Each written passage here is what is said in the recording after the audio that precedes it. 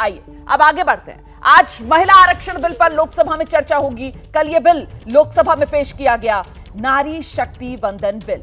7 घंटे तक आज इस बिल पर चर्चा होगी। ये चर्चा महिला आरक्षण की जो 27 साल पुरानी लड़ाई है उसमें एक और निर्णायक मोड़ साबित होगी, क्योंकि आधी आबादी को उनके इस हक पर पहले भी सियासत होती आई है। और कल जब मोदी सरकार ने लोकसभा में इस नारी शक्ति वंदन बिल को पेश किया तो एक बार फिर जो सियासत है वो नए सिरे से परवान चढ़ने लगी है। और ऐसे में महिला आरक्षण बिल को लेकर केंद्रीय मंत्री अनुप्रिया पटेल, उनका कहना है कि सरकार ने महिलाओं के लिए जो कदम उठाया वो कदम सराहनीय है। एबीपी न्यूज संवाददाता विकास भदौरिया ने केंद्रीय मंत्री अनुप्रिया पटेल से खास बातचीत की है, देखिए।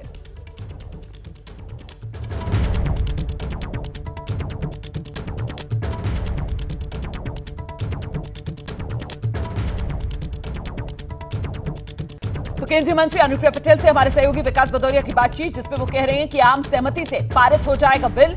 ये उम्मीद अनुप्रिया पटेल को है कि सर्वसम्मति बन जाएगी। कल प्रधानमंत्री नरेंद्र मोदी की तरफ से भी इस बात का जिक्र किया गया था कि सर्वसम्मति से अगर ये बिल पास होगा तो फिर नई शक्ति इससे देश को मिलेगी। सरकार ने महिलाओं की चिंता की है, ये कहना है अनुप्रिया पटेल का। महिला आरक्षण विषय पुराना जो अब मोदी सरकार में अपनी मंजिल तक पहुंचता नजर आ रहा है। कल प्रधानमंत्री नरेंद्र मोदी की तरफ से भी इस बात को कहा गया था कि इस पवित्र काम के लिए शायद उन्हीं को चुना गया है। लंबे वक्त से जो सरकार काम नहीं कर पाई है, कोई भी सरकार जो काम नहीं कर पाई है, वो काम अब मोदी सरकार के दौरान होता हुआ नजर आ रहा है। सरकार की तरफ से बिल कल पेश कर दिया गया है। आज इस बिल पर लोकसभा में चर्चा होगी। सुबह 11 बजे से लेकर शाम 6 बजे तक ये चर्चा होगी। और इस बीच केंद्रीय मंत्री अनुप्रिया पटेल जो उम्मीद जता रही हैं कि आम सहमति से बिल पास हो जाएगा, सुनिए जरा। तो सुबह के नाश्ते पर हमारे साथ केंद्रीय मंत्री अनुप्रिया पटेल हैं। और देखिए, सुबह के नाश्ते में स्प्राउट है, पोहा है और ये साथ में इडली है और चाय। तो देखिए, पूरे भारत के अलग अलग इलाके का यहाँ पर नाश्ता है। और अनुप्रिया जी फिटनेस फ्री की मिनिस्टर मानी जाती हैं और पार्लियामेंट में बहुत सारे मैंने लोग देखे हैं, सांसद और मंत्री, जो तारीफ़ करते हैं कि फ़िटनेस हो तो अनुप्रिया जैसी। लेकिन अनुप्रिया जी, अब फिटनेस की बारी आ गई है विमेंस वोटर की, क्योंकि विमेन रिजर्वेशन बिल लाया जा रहा है, महिला आरक्षण बिल। तो इसमें जो भारतीय लोकतंत्र है उसमें सही तरीके से, सही मायनों में, सही अनुपात में महिलाओं को जगह मिलेगी, उनको फिट किया जाएगा। आपको लगता है ये बिल पास हो पाएगा? क्योंकि बहुत सारे शोर उठ रहे हैं विपक्ष की तरफ से। देखिए, पास होने में तो जो संख्या बल की स्थिति है उसमें कहीं कोई अंदेशा नहीं है। बिल तो पास होगा। 27 वर्षों से ये बिल लटका हुआ है। 1996 से लेकर 2010 तक निरंतर प्रयास हुए, लेकिन हम इसे पास नहीं करा पाए। फिलहाल आज की जो राजनीतिक परिस्थिति है, हाउस में जो संख्या बल है, उसको देखते हुए इसमें कोई डाउट नहीं। अब आप आ जाते हैं हम विपक्ष की आपत्ति पर, तो उनकी स्थिति बड़ी हास्यास्पद है। देखिए, विपक्ष का क्या है कि श्रेय भी लेने की होड़ है, फिर बीच में किंतु परंतु भी है। अब जब हमने इस विशेष सत्र के पहले सर्वदलीय बैठक बुलाई, नियमता बुलाई जाती है, तो उसमें कितने सारे दलों ने कहा कि महिला आरक्षण बिल लाइए। अब जब सरकार ले आई है तो आप उसमें प्रश्न चिन्ह खड़ा कर रहे हैं। सरकार नहीं लाती तो आप कहते हैं कि देखिए, सरकार महिला विरोधी है, सरकार बिल नहीं लाई। और सबसे बड़ी बात जो हमें समझनी है कि भारत की राजनीति में एक नए किस्म का परिवर्तन हम देख रहे हैं। महिलाएं बहुत ज़्यादा, वोट तो हमेशा से करती आई हैं, लेकिन अभी आप देखिए कि महिलाएं बहुत ज़्यादा कॉन्शियस हुई हैं अपने राइट्स को लेकर, वोटिंग राइट्स को लेकर।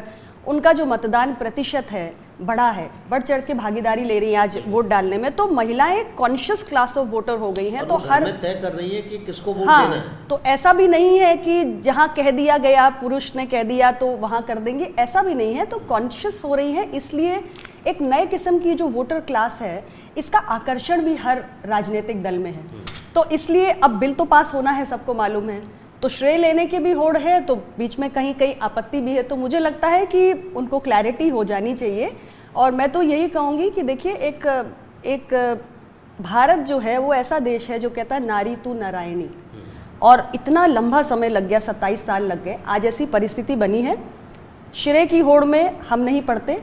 हम सबको सर्वसम्मति से इसको पारित करना चाहिए, खुले दिल से इसका स्वागत करना चाहिए। और इसमें आगे जो भी चुनौतियां हैं उसको भी हम अलग ढंग से एड्रेस करेंगे, लेकिन एक शुरुआत हो, इतना ही मैं कहूँगी। लेकिन विपक्ष ये कह रहा है कि बिल तो ठीक है, आपने जो पुराना बिल था उसी को लेके आना चाहिए था, उसमें जो संशोधन करने थे वो सरकार ये कर लेती। और सबसे बड़ी आपत्ति विपक्ष की ये है कि ये जुमला है, ये बिल जो है आज आप पास करा लेंगे लेकिन लागू होगा 2029 से, तो उसी समय पास कराते, अभी से पास करा के आपने अपनी पॉकेट में क्यों रख लिया है? देखिए, वही मैंने आपसे कहा ना कि आप फिर सर्वदलीय बैठक में ये विषय क्यों उठा रहे थे। यानी आपको सर्वदलीय बैठक में, आपको पता है ना 2024 में चुनाव है, तो इस वक्त आपको उठाना नहीं चाहिए था, आपने उठाया। अब आपकी इच्छा के अनुरूप हम ले भी आए तो अब आप कह रहे हो चुनावी जुमला है।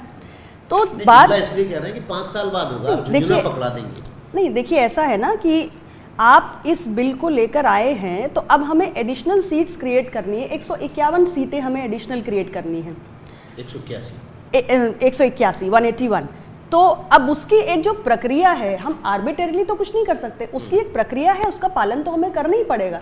तो हमको सेंसस की एक्सरसाइज करनी है, उसके बाद जो जनगणना के प्रामाणिक आंकड़े आएंगे उसके आधार पे हम डिलिमिटेशन की, परिसीमन की एक्सरसाइज करेंगे, उसके आधार पे फिर हम एक जो एडिशनल सीट्स हमें क्रिएट करनी है तो वो करेंगे। मैं कह रही हूँ कि इसमें आज एक शुरुआत हुई है, इसमें समय लगेगा, हमें इसका लाभ कुछ समय बाद मिलेगा, लेकिन शुरुआत तो गलत नहीं है ना। तो शुरुआत में तो हमें कम से कम एक सकारात्मक विचार से चलना चाहिए, बाकी जो प्रक्रिया है उसका पालन तो आपकी सरकार होती तो वो भी करती, वो हमें भी करना है। और आपकी एनडीए में ही कुछ नेताओं का ये कहना था कि परिसीमन की प्रक्रिया से बचकर इसको इमीडिएट लागू किया जा सकता था, आप दोहरी मेंबरशिप पे चले जाते, जो 1952 तक व्यवस्था थी कि एक सीट पे एक महिला एक पुरुष को चुना जाता था, तो 181 सीटें इसी चुनाव से बढ़ सकती हैं। देखिए, ऐसा है कि किसी भी विषय पर बहुत सारे तर्क, बहुत सारे लोगों के अपने अपने पर्सपेक्टिव्स हो सकते हैं। हमें लगता है हमारी सरकार ने जो सोचा है कि वो तरीका सही है कि हम पहले सेंसस की एक्सरसाइज करें, हमारे पास सारे प्रमाणिक आंकड़े आए और उसके बाद हम परिसीमन करके इसको लागू करें। इसे हड़बड़ाहट में लागू करने की आवश्यकता नहीं है, बहुत सोच समझ के, बहुत योजनाबद्ध तरीके से, बहुत प्लान तरीके से, सिस्टमैटिकली हमें इसे लागू करना चाहिए। और विद्वान और ज्ञानी लोग तो बहुत हैं देश में, तो बहुत सारे लोगों का ज्ञान हम लोग लेते रहते हैं, लेकिन फिर अल्टीमेटली हमने तय करना है कि हमें कौन सा रास्ता पकड़ना है। जी, एक राज्यसभा में बहुत टाइट होगा ये, क्योंकि विपक्ष की तरफ से विपक्ष के नेता खड़गे साहब ने ये कह दिया है कि आप बिल लाएं, अच्छी बात है, हम स्वागत करते हैं, लेकिन कोटा विद इन कोटा होना चाहिए। आपने इसमें ओबीसी का कोटा नहीं रखा है। आप क्या सोचते हैं कि महिलाओं के बीच जब ये आरक्षण लागू हो तो ओबीसी का भी कोटा होना चाहिए?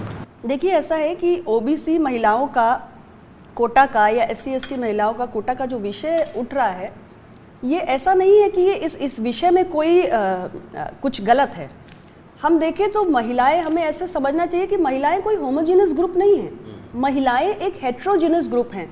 हमारे यहाँ महिलाएं जो हैं वो अलग अलग कास्ट कम्युनिटी से आती हैं, अलग अलग मजहब से, रिलीजन से आती हैं, अलग अलग उनका लिटरेसी लेवल होता है, शैक्षणिक स्तर भी अलग होता है, पारिवारिक पृष्ठभूमि, परिवारों के अंदर का माहौल, पर्सपेक्टिव्स, सोच विचार भी अलग होता है।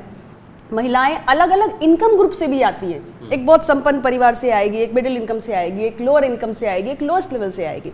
तो महिलाएं अपने आप में एक हेट्रोजेनस ग्रुप है। और इसमें यह भी सच है कि जो हमारे दबे कुचले वंचित वर्ग की महिलाएं हैं और जो गरीब महिलाएं हैं, उनके लिए राजनीतिक प्रतिनिधित्व ये ज़्यादा चुनौतीपूर्ण होता है, क्योंकि उनके जीवन की समस्याएं और ज़्यादा कॉम्प्लिकेटेड होती हैं।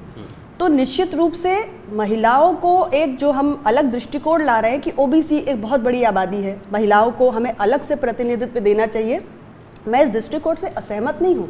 साथ में मैं ये ज़रूर जोड़ना चाहती हूँ कि महिला आरक्षण विधेयक ही एक लास्ट सोल्यूशन नहीं है। देखिए, हमें अपनी पॉलिटिकल पार्टीज में भी ये एक सोशल प्रॉब्लम है, हमें इसे सोशली भी एड्रेस करना है। हमें पॉलिटिकल पार्टीज के अंदर संगठन से लेकर टिकट के बंटवारे तक इसकी व्यवस्था बनानी है, क्योंकि इस बिल को हम ले भी आए, इसमें प्रोविजंस कर भी दे, अगर हम अपनी पॉलिटिकल पार्टीज का ढांचा नहीं सुधार रहे, अगर हम पॉलिटिकल पार्टीज में महिलाओं को प्रायोरिटी नहीं दे रहे टिकट डिस्ट्रीब्यूशन में, तब भी इसका कोई उपयोग नहीं होगा। मतलब ये कह रहे हैं कि ये तो जो कानून बनने जा रहा है, ये मिनिमम आपको एक नंबर ऑफ विमेन्स मेंबर्स को डिसाइड कर देगा, लेकिन पॉलिटिकल पार्टी अपने लेवल पे नंबर को और बढ़ा सकती है। बिल्कुल, मैं यही कह रही हूँ कि पॉलिटिकल पार्टीज की अगर सोच, रवैया नहीं बदलेगा, अगर हमारे परिवारों के अंदर का, समाज के भीतर का नज़रिया महिलाओं के प्रति नहीं बदलेगा तो कोई भी बिल, कोई भी लाभ नहीं पहुंचा सकता। अब आप देखिए, मैं आपको उदाहरण देती हूँ कि आप पंचायत और जिला परिषद के या नगर के वार्डों के चुनाव देख लीजिए। हमारे यहाँ एक क्या बड़ी प्रॉब्लम है, हमारे यहाँ पति बड़े प्रॉब्लमेटिक है। मतलब चुनाव लड़ रही है महिला वार्ड का, चुनाव लड़ रही है प्रधान का महिला या जिला परिषद का महिला, मैं देखती हूँ पोस्टर में बड़ा बड़ा फोटो, जो पति होते हैं वो अपना ठोंक देते हैं। तो महिला चुनाव लड़ रही है, फिर भी पुरुष को उसमें अपना पूरा से चाहिए। तो ये भी एक बहुत बड़ी चुनौती है कि आप महिलाओं को आगे लाना चाहते हो, लेकिन उनके हाथों में कमान ना हो, पीछे से हम डोर पकड़े रहेंगे। सरपंच पति या ये सब क्या कॉन्सेप्ट है, रबर स्टैंप, ये सारी दुविधाएं हैं। तो इसलिए मैं कह रही हूँ कि ये सोशल प्रॉब्लम है बहुत बड़ी, और इसके लिए हमें अपने परिवारों के भीतर भी माहौल बदलना है, हमें लिटरेसी भी बढ़ानी है। मतलब प्रयास हमारे बड़े ऑल राउंडेड होने चाहिए, तब कुल मिला के जो इसका उद्देश्य है हम उसको प्राप्त कर पाएंगे। इसलिए आप ये समझ रहे हैं कि बिल अभी पास हो रहा है, 5 साल में अवेयरनेस प्रोग्राम चलेंगे, जागरूक किया जाएगा, घर में भी माहौल बदला जाएगा, सोशल इंजीनियरिंग की जाएगी और उसके बाद मेंटली प्रिपेयर किया जाएगा देश को, इसलिए 5 साल बाद लागू किया जा रहा है। देखिए, मैं कह नहीं रही हूँ कि इस सोच के साथ इसको आगे के लिए प्लान किया गया, लेकिन जो मैं अपनी समझ से, जितना मैंने भी, अभी 14-15 साल हो गए मुझे राजनीति में, जो मैंने ज़मीनी स्तर पे देखी हैं बातें, मुझे लगता है कि ये पार्लियामेंट में पास होने के बाद हर गांव, हर घर, हर चट्टी, हर चौराहे, हर मोहल्ले में इस पर चर्चाएं शुरू होंगी। तो जब इसके अलग अलग पहलुओं पर चर्चाएं होंगी तो इन चर्चाओं के मंथन के बीच में से ही सुधार का रास्ता भी निकलता है। तो विमेन को एम्पावर तो कर दो, लेकिन एम्पावर्ड विमेन को स्वीकार करने वाले मेंटली लिबरेटेड मेन भी तो चाहिए हमें। तो मानसिक रूप से जब तक पुरुष लिबरेटेड नहीं होंगे तो वो एम्पावर्ड विमेन उनके लिए समस्या बन जाएंगी और वो उनके लिए समस्या बने रहेंगे, यानी आइडियल फैमिली खराब हो जाएगी।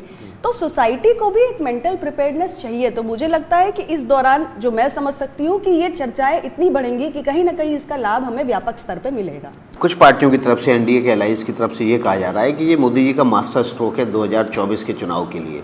जो कानून 2024 में लागू नहीं हो रहा, वो मास्टर स्ट्रोक 2024 के चुनाव के लिए कैसे हो सकता है? मोदी जी का मास्टर स्ट्रोक क्या क्या है? मोदी जी जो करते हैं सब कहते हैं मास्टर स्ट्रोक है। G20 किया मास्टर स्ट्रोक है, हर चीज़ मास्टर स्ट्रोक है। देखिए, ऐसा है, निश्चित रूप से एक बड़ा महत्वपूर्ण ऐतिहासिक बिल है ये, इसको हम पारित भी कर ले जाएंगे और इसका साइकोलॉजिकल इम्पैक्ट भी होगा। मानस पटल पे जाएगा ना, नारी तू नारायणी, हाँ नारी तू नारायणी, मतलब इम्पोर्टेंस मिल रही है, महत्व मिल रहा है। तो हम इसको इग्नोर नहीं कर सकते कि महिला वोटर पे इसका साइकोलॉजिकल इम्पैक्ट नहीं होगा, बिल्कुल होगा, लेकिन लागू होने में अभी समय है। तो 100% मैं कहूँ तो 100% तो अभी समय लगेगा, क्योंकि महिलाएं, मैंने आपसे कहा, बहुत कॉन्शियस हैं। तो ये भी देखेंगी, अभी बिल तो आया है, लेकिन अल्टीमेटली अपने मुकाम को पहुंच रहा है कि नहीं पहुंच रहा है, ये भी वो ऑब्जर्व करेंगी। तो वो क्लास भी है जो इतना अवेयर है, इतना तर्क वितर्क जानता है।